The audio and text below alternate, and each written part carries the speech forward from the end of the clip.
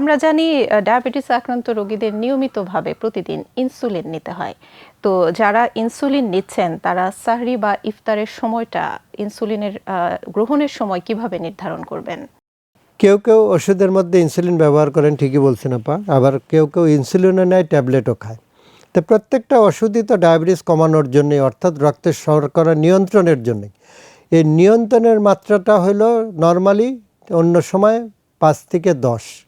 এইভাবে আমরা বলি যে 5 থেকে 10 মনে রাখার জন্য, যে এর মধ্যে ব্লাড সুগার যদি থাকে 5-এর নিচেও না, 10-এর উপরেও না, তাহলে তার মানে তার ডায়াবেটিসটা নিয়ন্ত্রণে আছে।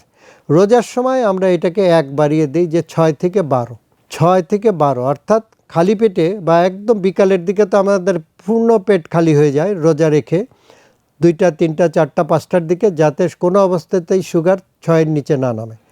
আবার খাওয়ার পরে, ইফতার খাওয়ার পরে সুগার অনেক বাড়তে পারে, সেই জন্য এটা যাতে আবার 12-র উপরে না যায়।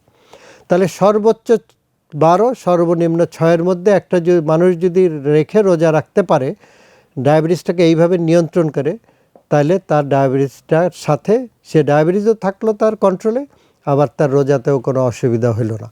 এই জন্য ইনসুলিন বা ট্যাবলেট যায়নি। আমরা সকালের যে ইনসুলিনগুলো রোজার আগে নিতাম, এটাকে আমরা ইফতারের সময় দিই। আর সন্ধ্যায় যে ইফতারটা নেই, ইনসুলিনটা নেই, সেটাকে আমরা সেহরির সময় দিই।